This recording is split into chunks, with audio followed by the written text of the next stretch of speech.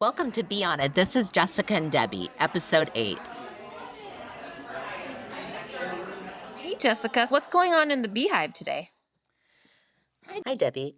Today I was thinking about progress versus progression.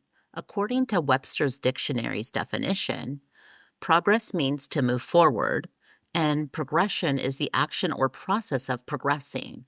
So essentially, progress is about the overall movement forward, while progression is about the steps or stages that help contribute to that movement forward. I thought that was interesting because that's exactly what I do in life. I recently had a situation come up. It wasn't great news to hear. And in the past, I would have let negative thoughts intrude my mind. But instead, I chose to push those negative thoughts away and take one step at a time. And for me, that was major progress that I've made. It took time and therapy for me to see this progression, but so happy I'm in a better space to handle difficult situations that come up. Have you ever been in a situation similar and how did you handle it? Well, Jessica, it's really interesting that you bring up those two definitions of progress and progression. I feel like I use those synonymously, but there are differences between the two terms. I feel like the progression lives inside of the progress is what I'm thinking about when I hear those definitions. I do consider myself a whole person, but I'm still striving towards a better version of myself. So that means for me that because I'm multifaceted, as we all are, I have certain professional goals, I have certain personal goals, and maybe some goals related to certain skills or acquisitions for myself. And so I just think that when I look at my goals, usually created by some sort of need or maybe there even is some sort of conflict that I I really need to reflect on what's happening with myself. I want to throw process into that. There's 3 P's. There's progression, leading to progress. For me, the most important step is the process of it all. That for me is a very key and crucial step in achieving progress is the process by which I go about it. There's a lot of journaling that happens and just reflecting. As a metaphor, if I'm a photographer and I'm taking pictures all day long of things that happen in my life, whether it be good things or bad things or all things in between. So I'm taking all these pictures with my camera. But if I don't have a chance to sit down and study those pictures, I'm not getting anywhere. I agree with you. You definitely have to process. And for me, I like to personally set short term goals. I have long term goals as well. But when I'm really working on myself, I'm setting these short term goals. When I achieve those goals, okay, it's on for the next one. Because I feel like you got to celebrate the little wins and then over time you see the bigger progression. It's not just a straight line. Yeah, it's all over the place. Sometimes I have to put a pause on things that I'm working on and focus on something else that's more important and then come back to it. So I feel the short term really works well for me. Oh, yeah. I think that's so important to put those short term goals out there and relish in them when you achieve them because they are really small advances toward the greater good. It's like being in traffic. You're trying to get from destination A to destination B, but at least, it's one thing when it's a total standstill and you can totally become frustrated and feel a little hopeless in that moment. If you're moving little by little, you feel like you're getting somewhere. Right. You got to celebrate those small wins and, Mhm. reevaluate if you feel like you need to do a little longer term goal, then do that. For me personally, what works for me is just doing those short-term goals and then having long-term plans, doing it in a way where it's step by step. And that's always worked for me. It's not perfect because life isn't perfect, it seems to give me a chance to, like you said, examine and reflect back about progress that I've made. And am I going in the right direction? Do I need to reevaluate and do something a little different? It's always this sense of learning and trying new things and being open to change, which, change isn't always easy, but being open to it and trying something different if the steps that you're taking aren't quite working to Yeah, meet your progress. I agree. I also acknowledge that you do need to be open because as you're going along in the process, you're learning more about yourself. And then also we all have the hopefully have the power to maneuver. You know what I mean? Like change, tweak this, tweak that. But I also wanted to, for me at least, acknowledge that completion is not my goal in many respects. Is that the same for you? Because like for me, the goal is kind of set, but I don't expect myself to achieve 100% completion. It's my goal is just progress towards that goal. Right. And I mean, unless it's something that work related, generally working on myself, this is what I want to see for myself.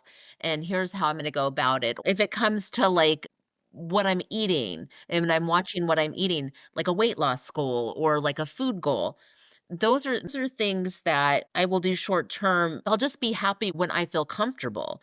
When it comes to what I want out of life, Mhm. something bigger, no, I just want to make sure that I'm progressing towards that. It doesn't have to look exactly the way I imagined it. And I feel like that changes over time. I feel like you start off thinking one way, but then, you reevaluate and then, things may change. You might have to just like take a step back, pause, and then, maybe do something a little different in order to reach I call it a loose goal. I have stricter goals, but I have looser goals too. And I try not to be too hard on myself. Yeah, that's a good point. I mean, I look at my because I enjoy spending time out in the garden. I have this star jasmine that I'm trying to raise, and I see like new growth coming out. It just brings me so much joy to see that. But then at the same time, I recognize that it's fragile, like, and have to protect it in a way. You Yeah. have to protect your progress. If you go too fast or just expect too much of yourself, then grass or impede that growth. And also like I mentioned before, just have so much joy in that because you're growing and learning. And isn't that what life is all about? I feel like just to take a step back too, is I think you mentioned about being open. I hope I never eat my words, but I feel like I want to stay open to learning and changing and growing. That's one of my big mottos. And there are areas that I am a little more rigid in. But as I'm maturing and learning about myself and learning about other people, I'm realizing like, please be open because if I stay rigid, I stay stuck. But going back to when you're in the process of goal making, let's just say, I think that it's really important to understand your drive or understand the impetus behind the goal because that will really help you to stay motivated in your progress. I totally agree, Debbie. I think when you journal and write these goals down, it really helps you to kind of look back and visually see your progress as well. And I feel like also having somebody that helps you be accountable depending on what that goal is to bounce ideas back and forth with, to have that person that like helps you work through something. I think those are so important in life, being open to being vulnerable, being open to change, being open if things don't exactly look like that goal that you set, but you've still made progress, celebrate that. That it's Mhm. okay. It doesn't have to be cut or dry as long as you're working on it. It doesn't have to be this huge thing. It could be one small thing. Nothing's too big and nothing's too small and nothing's too silly. If you have a dream and you're going to do one thing to meet that dream, that's all that matters. I was just thinking for me, I've always been really good about just stopping to smell the roses. It's very peaceful when I'm driving into work and looking at the mountain and watching the sunrise. When I drive into work, it's now lighter out. When I drive home, it's lighter out. That wasn't a particular goal, but being grateful is always something that's on the top of my mind, always remaining grateful and appreciative, just the small things in life. So, small goals, be appreciative of that. Big goals, be happy with that. And if you don't meet your goals, don't be hard on yourself. Tomorrow's a new day. You can start fresh. And also in that vein, I think that with the small goals and the progress that you achieve, I think we all need to understand too that, for instance, if you take this small step and then another day or a week or two later you take another small step, you're going to gain momentum and inertia. Everything's moving towards something. Or if you want to think of it like a snowball effect, where the snowball stick it starts off small, but then it gets bigger as it starts rolling. I mean, think of it that way too. So I definitely be so happy to be progressing. Exactly. That's the whole point in life. If you don't have goals, it doesn't, I don't know, it would feel kind of empty to me. I think I've always been this person that has goals that I set, and I'm always learning and always open and always wanted to help people, with their goals. If they have a goal and they need my help, I'm there for them. It's just being that dependable person. Life is too short not to be happy and enjoy the things that you want to do, no matter, when you do it. If you love what we're all about, I would love if you guys would join us next time on episode 9 when we talk about being content. Thank you. This is our raw and real debrief. Yeah, I was like, I liked your analogies that you were talking about. And I was like, okay, Jessica, be careful because I don't want to give an analogy that doesn't make any sense. And so I don't know if I've mumbled through things, but you had some of the same thoughts I did. You're just better at articulating and giving good analogies. But Like I enjoy gardening. I'm not good at it. It's peaceful to me and it makes me happy. So I was literally sitting out there this morning. I was a little tired and then I was looking at this little vine that I'm trying to nurture and I'm seeing this cute little like nubbin of green. It's like, oh, you're trying to like make some new growth. I love it. It's just so rewarding to see that. it's true. It is rewarding. I look at my poor It's like you're plant. trying. It's so true. It's so funny because I mean, life is like that though. It's like it gives you some hope. And I think as humans, Hope. we need hope because Mm-hmm. that keeps us motivated. The other day, I hadn't seen my favorite, and I love my animals, and I love right now that the birds are singing a little earlier and that it's lighter out, and it makes me happy and joyful. And I was leaving for work at like 5:30 in the morning, and my little buddy Orange Kitty is what I name him. He was on the porch, and he loves to watch the birds and the bunnies. That's his favorite thing on our porch, apparently. And so he was out there meowing, and I was like, "Well, hello, I haven't seen you in a while." And he let me pet him, and I was just thinking, I'm like, okay, it's life. It's the little things in life that bring you joy. I get pleasure out of seeing my little buddy, my little orange cat that doesn't belong to me, but he's like the neighborhood cat. I enjoy seeing him. And then I enjoy seeing the bunnies and I enjoy seeing the mountaintops. And it's like it's the beauty of nature that brings me peace. And so I guess it's always my goal to make sure that, life stays that way for me, that it resets me and makes me think in the present and makes me grateful for what I have and that I have another day to see those things. So it sounds like it's really grounding for you It's then. really grounding for me. Brings you back into the world and Exactly. yeah, Yeah, quality exactly. everything.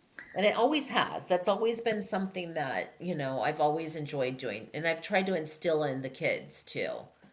And it's no surprise that it happens early in the morning when everything's quiet. Oh, I love the quiet. That's my Right? favorite. Me too. I just need to get up early enough to enjoy the quiet around me. And it's and and like a little bit of like it's not quite bright, but it's like in the process of getting lighter. Oh, I love it. That's my Yeah. favorite. Twilight. Is that Oh what you man. call it? Is it twilight? Or is it dawn? Right? Maybe twilight's nighttime. It's But dawn. that yeah, but that I time like frame where both. it's like Yeah. dark, but it's gonna go towards being lighter and you're just there by yourself and just appreciating the calm and the quiet. It's so Oh, nice. I love it. It's my favorite time. I think that's why I get up so early. I get up at 4 to get ready for work. And then by 5 o'clock, I'm, drinking my protein shake. And then I get to work by like 6 o'clock and I'm just decompressing. I'm just chilling and relaxing before I start a shift. And it's Right. great.